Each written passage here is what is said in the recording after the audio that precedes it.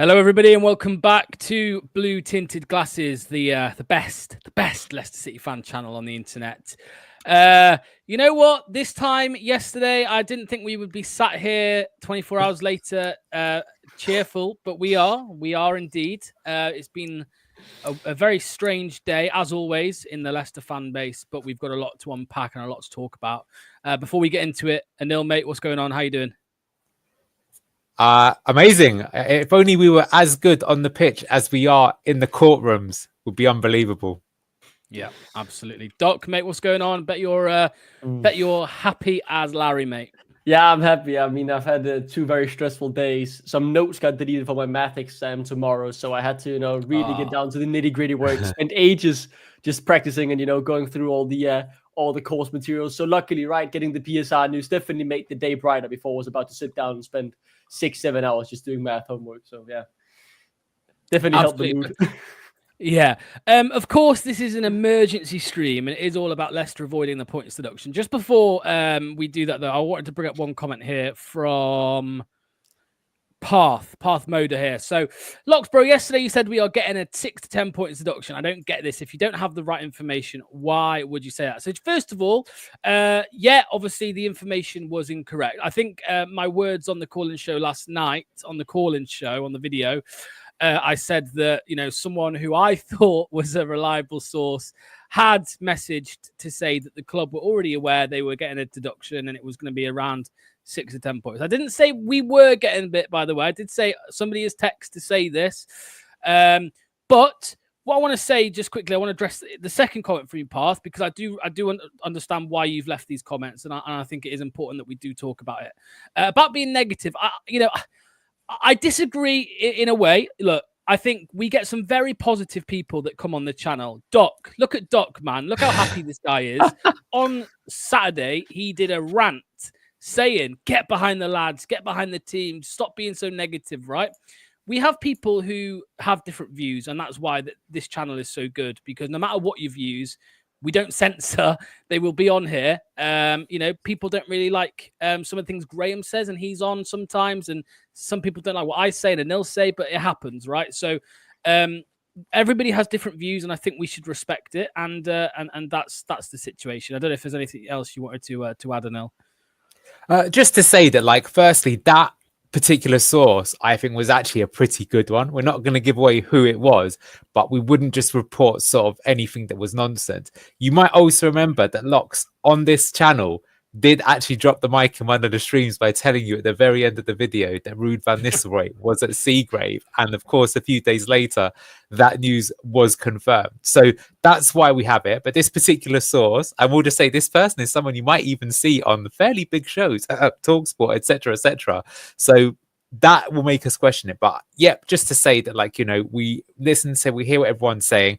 I think it's something we're going to take on board going forward. I don't think it's ever the intent of the channel to try and be negative or put the cat amongst the pigeons. We just try and report what we know to everyone who's the fan. So there we go. And look, I think it's a great comment there, and I think that's why it's important we address it right off the start of the show as well, to say that we don't hide. It's not like the relegation season where Yuri Tillemans is going to pull out of the challenge. Lox there has run back to 75 yards and he's put in the challenge. This time around, unfortunately, he got a yellow card, but you still want that guy on your team. So that's how we're looking at it. Yeah, just to clarify, Path, I respect this comment on why you've asked. This one, though, I would say watch more of the channel and you will see that it is not a negative channel. It's just a channel where a lot of people have different opinions. Okay, so let's get into it. Of course, at 10 a.m. this morning, or a couple minutes early, we did get the news that that Leicester City had avoided a points deduction, contrary to some silly YouTuber on the internet. So, I'm going to share a screen here, and this is an article that was written by Rob Tanner and a couple others via The Athletic, and it does read here that no Premier League clubs have been charged with breaches of the Premier League's profitability and sustainability rules, though Leicester could still be sanctioned. So no clubs were charged. Premier League has confirmed, but Leicester are still at risk amid ongoing proceedings. The Premier League said this morning issues as to the jurisdiction of the Premier League over Leicester City Football Club in relation to PSR compliance are currently the subject of confidentiality arbitration proceedings. Now, we will explain a little bit of this a bit more because I've been listening to a lot of experts this afternoon on exactly what this all means. But first off, and get your comments in the chat, Anil, mate, what is your reaction? What was your immediate reaction this morning when you heard that news? Genuinely, I couldn't believe it because I think it's indicative actually of the football content space in general that so many people are making a big deal out of it. I'm not going to mention their names, but some people have put some stuff in comments, which may or may not be accurate as to who we're depending on the sources. But certain people have been on shows.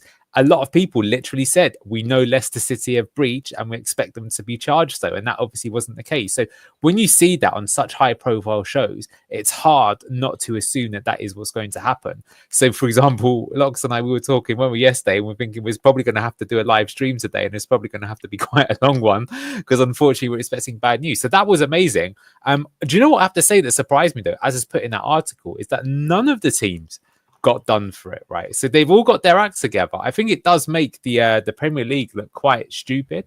But to be honest with you, more of these experts, maybe they're not the experts anymore. But look, you got to say it's good because you know the thing is that if you get relegated because of performances on the pitch, that's fair enough, right? You can accept that. I think the worst thing is if you're penalised for something beyond the fans' control. That was my fear. Look. We'll relegate ourselves, damn it. We don't need the Premier League to do it if we go down. That's the way that I see it. And hopefully this means that we can have a battle between now and the end of the season. And now for Wednesday, I'm super hyped for that match because we've got a good chance. It's in our own hands now. Doc, mate, over to you. I mean, you were very optimistic anyway, weren't you, I think, in the first place. But what are your thoughts on the news, mate? Yeah, I mean, obviously it was great to have them in. I will say, right, first time around, back in the days we just got promoted, I was very pessimistic about the fact that we would get the points deduction. But after the board were confident and they somehow found the loophole, right? When they said they were confident the second time around, I gave them the benefit of the doubt, as I said on the show as well. And that came to be true, luckily for all of us, right, that we were not getting that points deduction. I think, again, right, with not having seen the accounts, it's very hard to exactly say what we have done to avoid this. But I think just from pure speculation, what we have had to do when we got relegated was make up for the loss of Premier League revenue. And it seems like we have done that. If it's through deductibles or amortization of the transfer we bought in or taking out loans against the transfer fees we have been promised from the players we've sold. I don't know exactly how we've wiggled around the situation, but I did have some belief that the board had raised enough money to make up for that loss of Premier League revenue. And I'm very pleased to see that they, at the very least know some things that they're doing up there, because that is, I think, a hard task to make up for that big of a loss of revenue in that short of space of time. And fair play to them. They've done it. I think it's Whelan who's responsible for that. So I'll give her plenty of credit for it. I think it's an impressive thing to do, economically speaking. Can I just add to that quickly, Lox? Yeah. Because I think, what have we done? Well, I've got it here. This is what we've done. In recent seasons, here are players that have left Leicester City. James Maddison, Kelechi Iheanacho, Ayoze Perez, Yuri Tillemans, Kaglar Soyuncu, Harvey Barnes, Timothy Castagna, Wesley Fofana, Kasper Schmeichel, KDH, right? That's a lot of players. Of those, okay, Iheanacho did stay with us the season that we got relegated, and so did KDH, but he went right away, which is maybe one of the actually today should be KDH day. If you didn't like that guy enough, he's probably saved us another 6 points despite not playing for us. So amazing stuff from him. So you know what, right? That's the reason why, and some of those reasons are the reasons why we might have gone down in the first place, right? Because with Kasper Schmeichel, we never replaced him with another keeper till we got relegated. So I do appreciate there will be a lot of fans that are pissed off as well. Like, oh, Leicester got away with it. We can talk about Simon Jordan in a moment. But I mean, that's a huge amount of players that have been lost. And that's the reason why the squad quality is just so much worse these days than it was, because some of those names are star players at teams that are doing well in the Premier League right now. Yeah, I very much agree. I think that's the key thing, right? This time around, we have paid the price of relegation. We've sold so many of our star players. Leicester City is nowhere where we were 2 years ago in terms of the quality of players we have and the levels they put out on the field, you could say, in terms of the results we were gaining. So I think we have paid our price in that sense, right? We've got relegated, we've been promoted again, and now we are battling tooth and nail to stay up. So anyone saying, that we've just gotten away with it, I think that's a completely false sentiment, because we are not where we were 2 years ago due to our mismanagement. Yeah. Now, what I want to, what another thing I wanted to talk about here is that there does appear to still be a little bit of confusion with the experts again on why Leicester City have not had a breach. So there are some people that think we just met the rules. We just didn't breach. We didn't go over that threshold of loss that we were allowed. However, there are still some other people who believe that the reason we haven't been charged by the Premier League is because there is still doubt surrounding who we are, whose jurisdiction we are under, for the one that we appealed in the summer and also now as well, right? Because last season is in the 3-year rolling period. However, Stefan Borson, who, to be fair, does get quite a bit wrong, but he is an expert and he has been all over the place over the last few months and probably over a year now. And he does say that the most likely outcome is that Leicester City have managed to half, like you were alluding to, Anil, managed to half their wage bill with sales and free agents leaving the club. And even he says that is one almighty task to half your, because the wage bill was over £200 million. To half that is a ridiculous task. And I think Kate said it in a group chat the other day, Anil. I think she said it yesterday. It could be a bit of mastermind accounting and management from the people above who we've criticized for so long, Anil. It is, although they did get into that problem in the first place. But I suppose it's one of, do you know what it is like? It's a bit like your parents go out for the weekend, you have a massive house party, it's complete carnage, but you get all your friends to clean it up and they come back on Monday morning and they don't notice what's going on with it. And you got out of trouble, but the police still have on record the naughtiness that you got up to. But fair play. But I mean, yeah, that is quite impressive. And we've shown it before that our wage bill right now, I think is something like 64% of turnover. It was 107% at some point. And that's not even, he keeps commenting here, but that's still including the man that Ross calls the wage stealer extraordinaire, which is Danny Ward. We couldn't get him off the wage bill. So that is pretty impressive. It shows you that maybe we could have done even better. But yeah, that is how we did it. We sold all those players. We brought in people that didn't cost as much. And that's why it is. And that's the reality. That's why we are struggling this season. Yeah. So Doc, there again, going back to this confusion, and this is what makes PSR look such a farce, is that a enterprise as big as the Premier League, with as much money as the Premier League, the resources that they have available, they have a set of rules that are open to interpretation. So it says here, it has been assumed that the Midlands club are permitted to lose £83 million for the 3-year accounting period, having spent 2 seasons in the Premier League and 1 in the Championship. So it would be £105 million if there were 3 years in the Premier League, but there's only 2. But the actual wording of the rules suggests Leicester may not be subject to a reduction in the permitted loss threshold.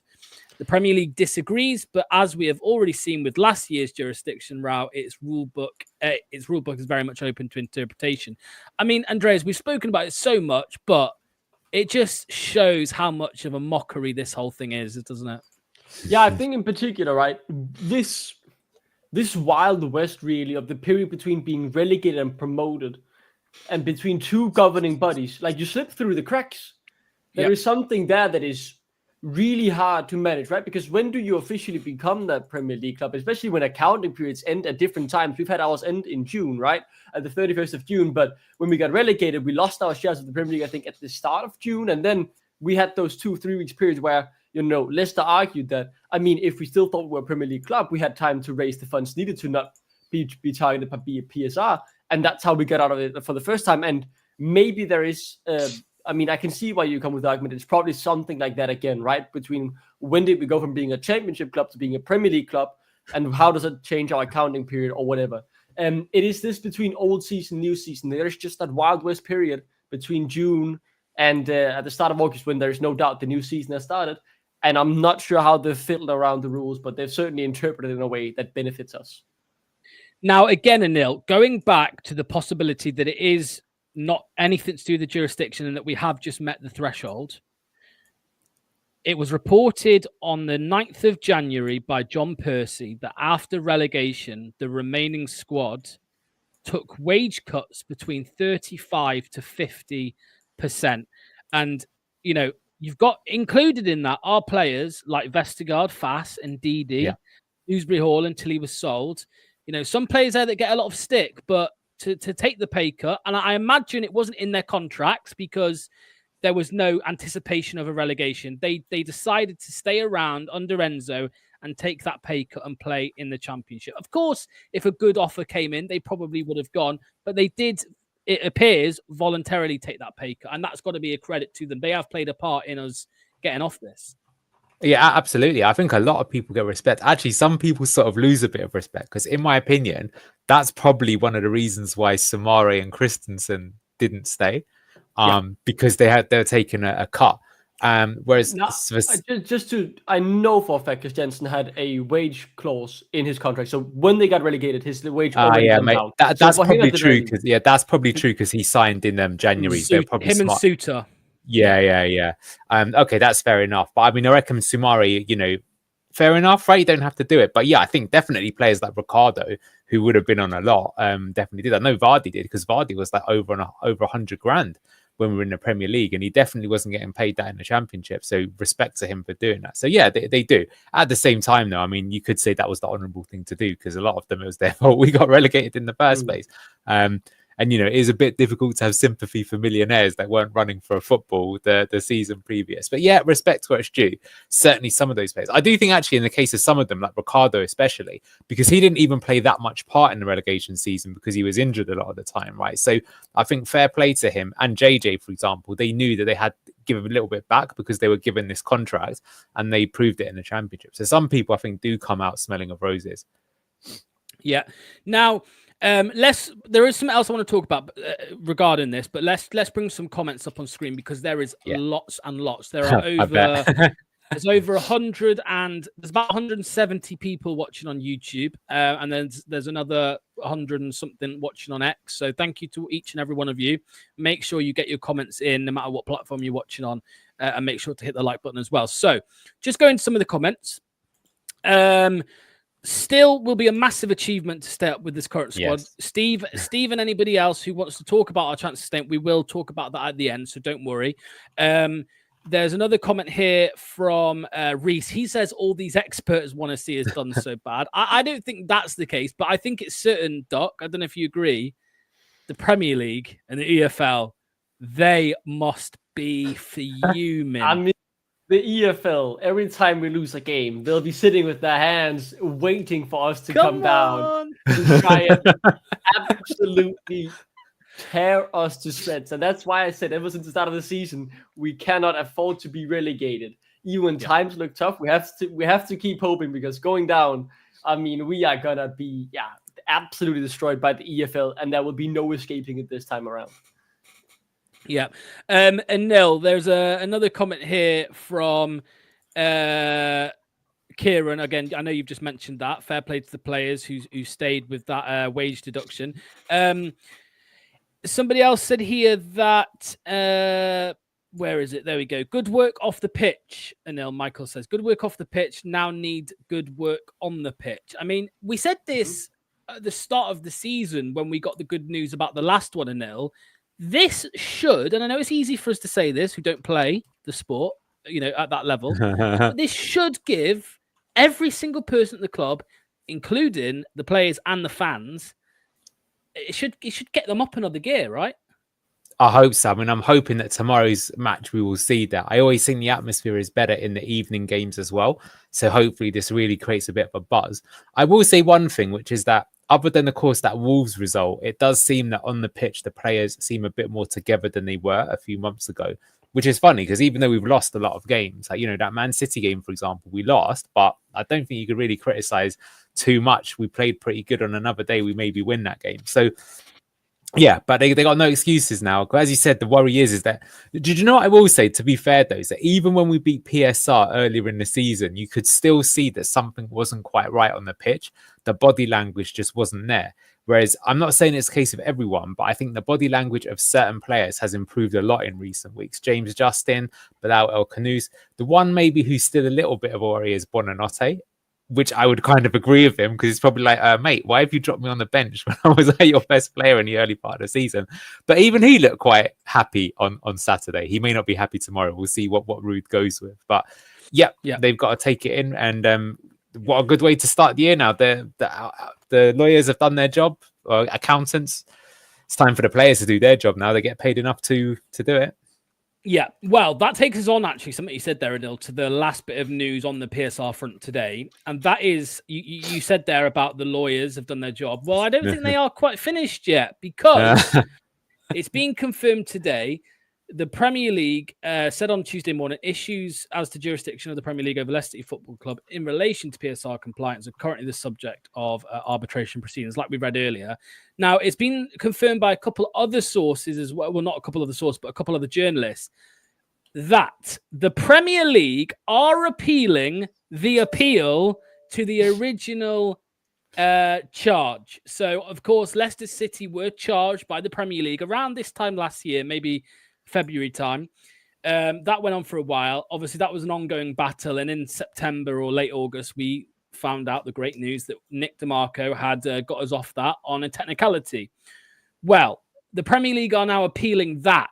Now, again, I'm going to reference Stefan Borson here. I know he's not everybody's cup of tea, but he does say that he doesn't understand why the Premier League are doing that, as they are extremely unlikely to get anywhere with it. I think what he said is they would need to prove, or they would need to convince the new appeal board that the hearing that we obviously were successful in was just like no other panel would have agreed to it, something like that. Anyway, he said the ceiling and the bar is so high, it's extremely unlikely. I mean, Doc, what is your reaction to that, mate? The Premier League appealing the decision of the appeal that they were unsuccessful in. I mean, it's just ridiculous at this point. I think it's a desperate last hurrah, right? Trying to get anything they can, or maybe the 1% falls in their way. But I'm not worried in the slightest, to be honest. I think from what we heard about the argument we made against the Premier League in this dark period where we didn't know if we were really a Premier League club or if we were a Championship club with our accounting period ended, I think we have a good case. And, the appeal board initially agreed with that. The fact that, we had these 3 weeks. Were we still a Premier League club? Or did they know they would still be able to be charged by the Premier League? They would have sold more, or they could have changed things around to comply with the rules. So, I mean, I think it was a very good defense. I think it was pretty much bulletproof. I don't see how they could get it overturned, because, I mean, the Premier League just have to be more clear on the rules. And quite clearly, they are trying to be that now. But they can't come back, fighting for table scrubs right now. I think it's crazy they keep going after that one. And again, it came up in the call-in show last night, but football, you could argue. Some people would argue against this, but some people would argue that some people would say that it wasn't broken in the first place, and maybe there were concerns there about clubs spending mega money and the gap to the Championship and the teams below getting bigger. But now it is bigger than it's ever been. And before you come at me with that, big shout out to Richie, recent regular member of the recent regular contributor to the channel. Obviously, he's been on a couple of times recently.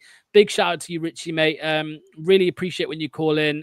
You have good views and very different views to me. So there's that's what I like about it. We have good debate. 100%. So thank you to Richie there. Much appreciated. So yeah, Anil, mate, your thoughts there on the Premier League appealing the appeal. I mean, yeah, I mean, I do actually think we might need another show. This comment from Richard made me laugh. He goes, well, in that case, could we appeal the appeal to the appeal? Exactly. And is it just going to be appealception where just it keeps it? And do you know what? I actually have a feeling that might be what's going on. So sometimes I've noticed this in business as well. It's going to sound stupid. So do you know, everyone must have played a game called Candy Crush Saga, right? You've played that game. So that company, they tried to copyright Candy Crush, but basically, you can't copyright that because it's such a sort of generic term. But what they would do is they would basically sue anyone that had the words candy or crush in their titles. And they were expecting to lose the legal lawsuits. But the reason they did it is they were trying to basically make people think about not doing it again.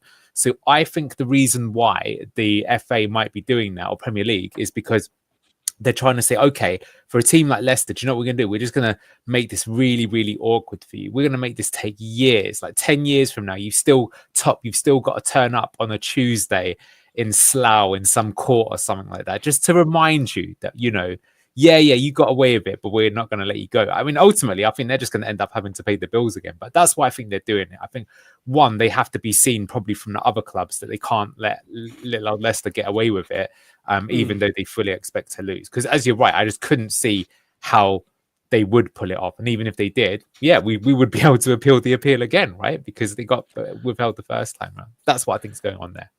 Doc, just to flip it, you know, a second against Leicester. I mean, if you were, like, say, an Everton or Nottingham Forest fan who did get points deducted last season, they did both stay up. That's important to remember. So it didn't get them relegated, unlike what ours probably would have done to us. But would you feel a little bit, you know, a bit upset or a bit angry if you were one of their fans who you know, they were made an example of, whereas Leicester now have got off twice? Well, we definitely once, maybe twice. I mean, you probably would, right? I mean, I guess you always would, especially if you think, you know, you got unfairly treated. You want other people to get that treatment. To me, it's very much, if we just didn't breach this time around, I don't think there's any reason to complain at all. If we just complied, they can't be moaning this time around. But the fact is, it's also now, I think, is it 2 seasons ago now? You know, the breach originally was the one that we won the appeal on when we got relegated.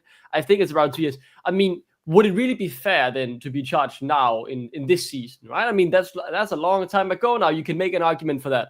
And I mean, my best guess to the Everton fans is, I can't speak for them or the Nottingham Forest fan, but if I was them, I'd probably be annoyed simply due to the fact they feel they got unfairly treated. So they wouldn't care if what, you know, was being done to us was unfair, because they felt unfairly treated to themselves.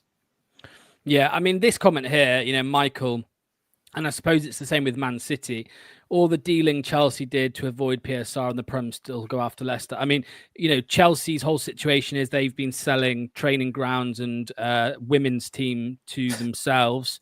You know, I don't think Leicester have done anything like that. Of course, it's something they could have done. I suppose they could have sold Beaver Drive. That's left over, right? That's still on the books, but they, you know, as far as we're aware, they haven't done that. The Man City one, again, is slightly different. It's not PSR, is it? It's more to do with fraud, basically. They've committed 10 years of fraudery. That's the accusation. Whether that, you know, whether that sticks or not, we don't know. But it is frustrating and nil that, you know, of course, we are going to feel targeted because it's our club. But knowing that those two super clubs, you know, have been let off as well, it just feels a bit, it doesn't sit right that we've been chased by the Premier League and the EFL. It doesn't, but it is one of those awkward ones. I do sometimes think we need a show about just PSR, because now you're starting to get to the thing of like, well, okay, everyone's a criminal, but who's committed the worst crime? But that's clearly what's going on, because like, fair play to them, like Forest, right? They gambled, they spent money, they knew they were going to get hit financially, but look how well it's working out for them now. So they exploited the rules in the right way. And to be honest with you, people would say we've done the same thing, right, with our antics when we went down to the Championship, and all the Championship teams are understandably upset at us.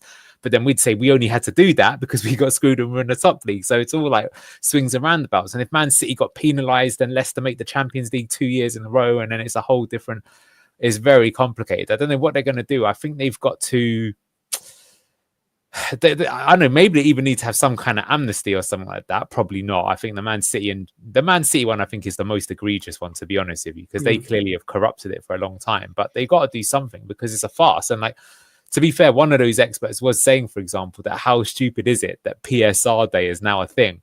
You don't just have like the transfer deadline day, you've got PSR day, and everyone's like, who's going to get fined this year round? I mean, that's not what football's about. Why are we making content just because some accounts might be slightly wrong? That's not what football's about. It should be about bantering each other on the pitch. Like, oh, ha, ha, you were crap, oh, you're amazing. That's what football's about, not who's got too many zeros in the Excel spreadsheet at the end of the day.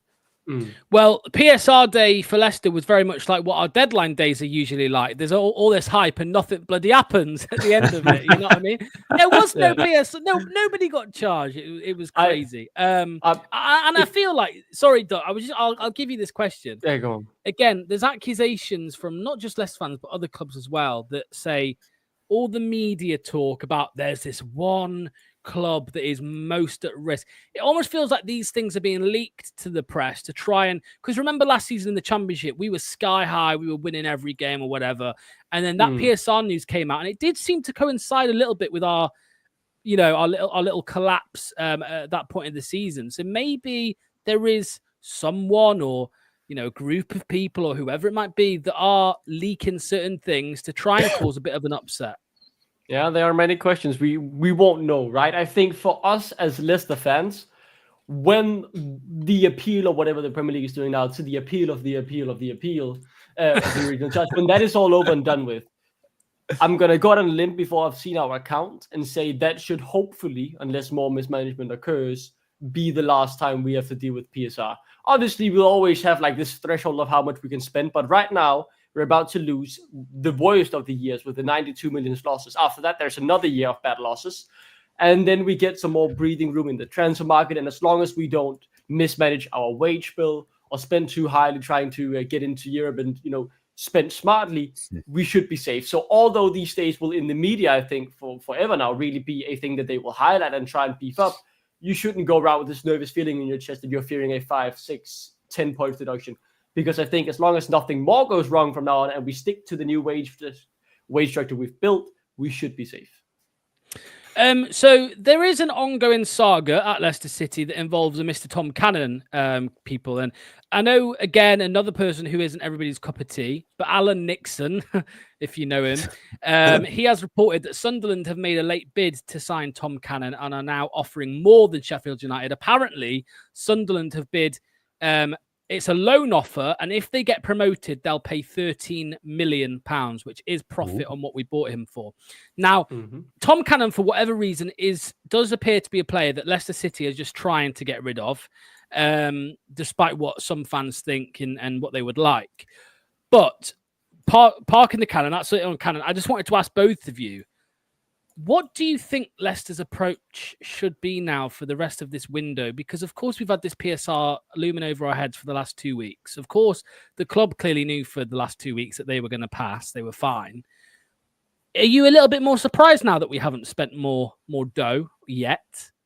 Either of you? Do you think if the club knew we were clear, maybe they should have spent some money and try and stay up? Locks, there's 17 days left of the window. So my prediction is we're going to do another deadline day special. Get your popcorn out. And I wouldn't be surprised if there is activity going right until the very end. It'll be interesting to see how big they go. But I mean, this probably links into Cannon. I actually have a feeling that they won't take that offer. And I think the reason they won't take that offer is because it's not guaranteed income. And I think what they will do is that they need to make the money for right now so that they can spend it, in my opinion. So even though you could make more, and to be fair, Sunderland look good, the thing is the championship is the championship, right? It's super competitive. There's still who's going to win it. Most likely, I think Leeds are going to go up. Maybe they'll even win it. I think statistically, the expected value shows that they're best. But I mean, if you look at how tight it is, Burnley, Leeds, Sunderland, Sheffield United, those 4 teams are really battling it out. It's quite close up there. I think it will come down to the final day. Sunderland might end up in the playoffs. So the thing is that if Sunderland don't go up and they don't buy him, then we've missed out on that cash. Whereas let's say we only get 8 million now. The thing is, because we bought him, actually Tom Cannon's book value is probably 6 million or 4 million or something like that. So in terms of PSR, it will actually give us more wiggle room than we would have had. And if that means we get one player that keeps us up, if it's the Robert Huth of this season, right? And that's what we need for the here and now. Because what did Andreas say near the start of the show? He said, if we go down, those EFL guys are waiting with the sword of Damocles and they cannot wait to cut our proverbial balls off. So there we have to go. Look, for what it's worth, I think Tom Cannon's been hard done by that spell. When he got into the team last season, he looks good. It always surprised me. I think what a mistake it was as well that we sent him out on loan, then brought in Edouard, and Edouard's played all of about 7 minutes worth of football. You might as well have given that to a player that I don't know. I think that was madness what we've done there. But we have to think about us right now. Yes, maybe if we get relegated next season, he would definitely be a really good choice for us. But we don't want to get relegated, so he might be caught in it. Doc, I have something for you. I have something for you both. Another thing that's just come out whilst we've been on live, and it is from Sky Sports. Rob Dorset has been on Sky Sports News, and he has said, I don't think many people in the chat are going to like this, Leicester City have between 12 and 14 million pound to spend this window unless we move players on. What are your initial thoughts to that, Doc, mate? Sounds as expected after we got the news, right, that we were looking at Kyle Walker-Peters but didn't fancy the £7 million price tag. It doesn't surprise me with how we've acted so far in the transfer market. I think that's a realistic number, but that should also be enough to find, if that is without the Koulibaly money, at the very least one more good player who can walk into a starting lineup. But it's very clear with the Koulibaly signing, we're looking for players on the profile where we feel like we can get them for a cut price. Maybe not because they aren't up to the level, but because their contract is running out or the manager have changed and they've all of a sudden doesn't fit in the new system or whatever, right? We're looking at these steals, you want to say, where we get a bargain buy. Anil, again, react to this, but if you take the 3 off that for Koulibaly, I mean, that's 11. Let's just call it 11 million. That we're not going to get quality for that, are we, mate? You know, if we need 2 signings, you're looking at 5 each. You're looking at surely just bargain buys again. The funny thing is, Locks, as sad as this is that's actually more than I was expecting. I think like a lot of people have put in chat, it's not that bad, because I was expecting it to be 3 million total. But can I say that's maybe what they've put there? Yeah, I think, do you know what? Larry's put a good thing where again, it's more guesswork from another expert. I don't know about you, but what I've noticed is the last few days, all of a sudden, this window's actually gone berserk. And do you know what? Maybe it was because teams were waiting to see if they got done by PSR. Arsenal have just signed Zubimendi, haven't they, for 51 million, even though he's not coming in the summer. Man City have got their checkbook out. Kvaratskhelia has gone to PSG for 70 million. So what's going to happen is now there's a lot of money that's been put into the European system, not just the Premier League system. So you're going to start seeing transfers going around all over the place. And this is going to happen. This is why I guarantee you it will go all the way down to deadline day. And the thing is with that money going into the system, what that also is going to mean, now you're seeing teams like Sunderland making bids. That's going to happen as well. More and more teams are going to see like, damn it, we can. Maybe Wout Fass does go, right? Maybe Hamza Chowdhury does go. So I think it's going to go down to why I think we could spend more than that. And finally, what I'll say on it is that there is also the loan with an obligation to buy. That's how you get round these deals. And we could still do that, right? So it's very simple, right? We could go and get AN winger, right? For 30 million, but we don't pay anything now. You just pay like their wages till the end of the season. It could be like, okay, we're going to sign Malik Fofana from Lyon for 30 million, but it's a loan with an obligation to buy at the end of the season, and we kick the can down to next season when the EFL are going to kill us anyway. I'm not saying we're going to get that player, but we could always do creative deals like that. Obviously, the thing that's off the table right now is that whilst we have Odsonne Edouard with us, we cannot sign another Premier League player on loan. Otherwise, you can bet your ass we would have signed someone, whether it be Chilwell, Max Aaron, someone like that would have come in. But we could still get a loan signing from abroad. So I don't think it does change things that much. It depends. You know, from where we are, just to put it out there, Locked, why would we sign permanent players? We still don't know what division we're going to be in. It might be better for the player as well. So, yeah, we can be creative. It's just, you know, these accountants have already shown they've been pretty creative once. I think they need to do it again. Yeah. I agree with you, mate. Right, let's bring up a few more comments here. So, Conscious says, if you were at LCFC, you'd be briefing journos with a lowball figure to avoid overinflated prices on potential targets that selling clubs need to move on.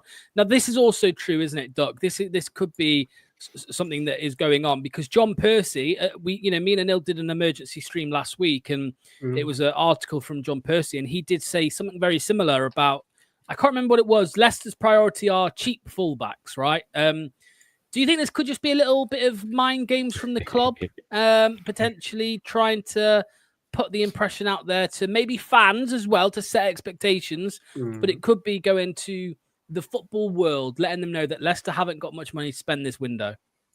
Yeah, I mean, it could be right. I think all of this, like how much things change in the transfer market, I'm not sure how much of a difference it makes. For example, if, everyone knows we need a right back, right? So, well, yeah, there is more about the fact that I think the teams will know what we need, but I think it is also nice that they know that we aren't full of cash, right? We aren't that desperate that we'll pay anything because at the end of the day, we can't afford it. If it's the club putting it out intentionally, or if it's just word getting out and it's the actual budget, or if we have more or less, I think it's within that region. That would be my estimation. By the way, we've acted in the transfer market with Koulibaly and these rumors leaking out that we are willing to listen to offers for our players, which also signals they need to sell before you really buy.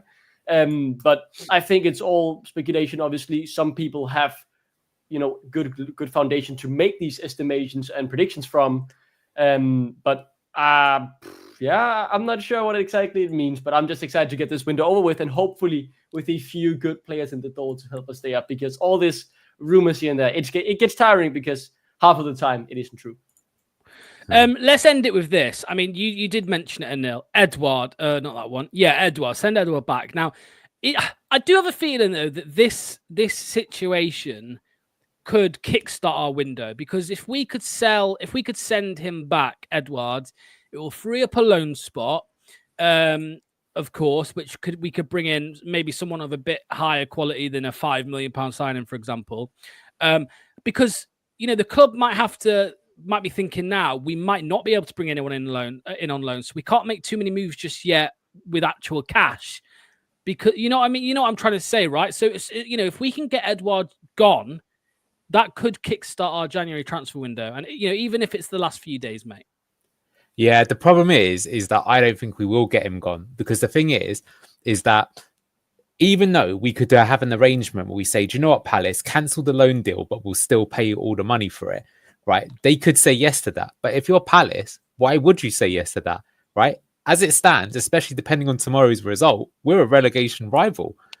Why not screw us over so we can't sign another loan player? They don't care about us. You just seen Simon Jordan on TalkSport. The ex-Palace owner absolutely hates us. So why would they do us any favours in that regard?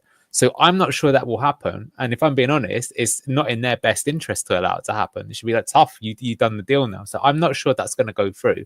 But your point was, though, will it kickstart the window? And as I'm saying, I think it's noticeable that not just us, but several clubs now around Europe have all of a sudden been like, okay, the cash can be deployed. I also think as well, we mentioned this as well, is that how like in Football Manager, all the transfers happen on the 1st of January, just all these transfers come through. That's not like how real life works, right? It's like, yes, the window is open, but you got to start doing the deals. And actually the majority of deals get done a little bit later on. And, there've been some deadline day classics, right? Do you remember the one with Andy Carroll and Fernando Torres? That one was so hyped for that transfer deadline day. So I think it's going to be like that. And as I say, look, for me, the thing that's surprising me is the sort of players that are going around Europe. Like I say, Kvaratskhelia from Napoli, that's a ridiculous one to move in the January window. You would not expect a player of that quality. Or Zubimendi, that's another one. So if players like that are moving, who knows what's happening? They're saying Man United might sell Garnacho, Rashford might go. So I think this is going to be a wild one. And for us, unfortunately, because of where our place is, because we're right now not even at the top tier, not even in the middle tier. I wouldn't say we're at the bottom tier, but, we're a little bit lower down. This money has to filter around. But again, it's like, let's say you're Arsenal and there's an opportunity to sign Benjamin Šeško, right? But in order to do that, you've got to make funds. They're going to get rid of Tierney. They're getting rid of Zinchenko. They might be, do you know what, Leicester? You can get Jakub Kiwior for 10 million. We'll take it. I know we signed him for 15, but like we could get the Šeško deal right now. And we could win the title. So you can have him for 10 million straight up cash. It's on the table. That offer appears at literally 9 p.m. on transfer deadline day. Do you want him? Maybe you take him. I'm not saying he's going to appear, but I think there's going to be some wild ones in the Premier League this year, including us. And so, yeah, get the popcorn out. I'm looking forward to it already. Yeah. Doc, I want you to end us off with this. And I want everybody in the chat to answer the question as well. Now, Doc, you are one of the most positive Leicester City fans I know. However, are you just slightly disappointed that we have not brought anyone in ahead of two? I mean, we could bring him in instead of before Fulham, but, ahead of Palace, we've not managed to bring in anybody yet. Yeah, I will say I'm slightly disappointed. That obviously would have been great, right? Especially because, the one we have really been linked to and seems destined to be coming here would be a great profile for a match where I think we could be having more of the ball in a home game against a relegation rival. But it doesn't surprise me, because in the January transfer window, we are, I think, often all over the place. The transfer we get done is often last minute. So I did expect us to be slow and maybe stumbling a bit out of the starting gates. But obviously, yeah, it is a bit disappointing. Yeah, absolutely. I want to do, by the way, a massive thank you to all of the people that have been tuned in. There's over 340 people here. There's like 180 on YouTube. So thank you so much. Make sure to hit the like button and subscribe, of course. We've got some exciting things on the channel coming up and what are already out. Earlier today, there was a match preview for the Crystal Palace game that did come out. a beauty of a video. So go and check that out. It's out there now. It's been out for a few hours. So go and watch that if you haven't already. Tomorrow, Anil, of course, it is Match Day Live. Match Day Live is back. We have a game midweek. Tomorrow, kickoff is 7:30 or 8. One of the two, 7:45. Which one is it? Do you know? I'll find out for you right now. I actually don't know. I've got a feeling it's 7:45. I think it is. He's about to find out. Oh my god, I'm under pressure now. Yeah, this is Hurry too up, slow. Yeah. 7:30. I took it wrong. So we'll be going live at 10 past, I imagine. 7:30 kickoff, that is. 7:10 tomorrow. Join us from 7:10 for Match Day Live. Massive game at the King Power Stadium. And a little teaser. We all know the worst kept secret in football at the moment is Woyo Koulibaly is on his way to Leicester City. There will be the minute, and I mean, this is a promise to the viewers, Anil and Duck, right? This is a promise to the BTG viewers. Within 60 seconds of Leicester City announcing Woyo Koulibaly, there will be another great video coming out on the channel, which is obviously a deep you have a dive video into him. already. I thought you were about to go live. Okay, I was there. That would be impressive. Yeah, it's ready. 60 seconds within 6. That's my promise. Will I deliver? Who knows? But 60 seconds after the club announce it, there will be a video out on the channel for him. Right. Thank you, Doc. Any more exams coming up, mate? I have my second to last one tomorrow. It's a big math exam. It's the one that is tightest to passing, but I'm feeling confident. I think I'm aiming for a C would be a solid grade considering our 300-page notes got deleted due to my study buddy messing up word math. So unlucky there, but we'll come back. As long as we are fine with the PSR charges, right? Everything will be good in the world. Lovely stuff, mate. Lovely stuff. Anil, mate. Well, I'll tell you what, we are due soon, Anil. We're due an analysis soon because I've seen a few comments. To be fair, there wasn't really time after QPR, but people are looking forward to the next analysis video mix. I love it. It's like you've done 7 videos this week, but mate, where's the analysis? Where's the 8? Yeah. No, we'll do it for sure. Hopefully, it's some good news to see if the Palace game will have to do that. And yeah, we might put in some bits from the QPR game. I have been doing some notes. That was obviously the thing. The tricky thing of the QPR game is you can only analyze about 10 minutes of the game because of the fog. But yeah. So there we go. Right. Thank you to everybody. Here's a task for everybody who's still watching. There's still over 150 of you on YouTube. Go to the match preview and put your score prediction in the comments. There we go. We'll catch you all tomorrow on blue tinted glasses for either the Woyo Koulibaly video first, hopefully it's first, or just the Match Day Live at 7:10. Cheers all. See you then. Have a good evening. Cheers. And bye-bye.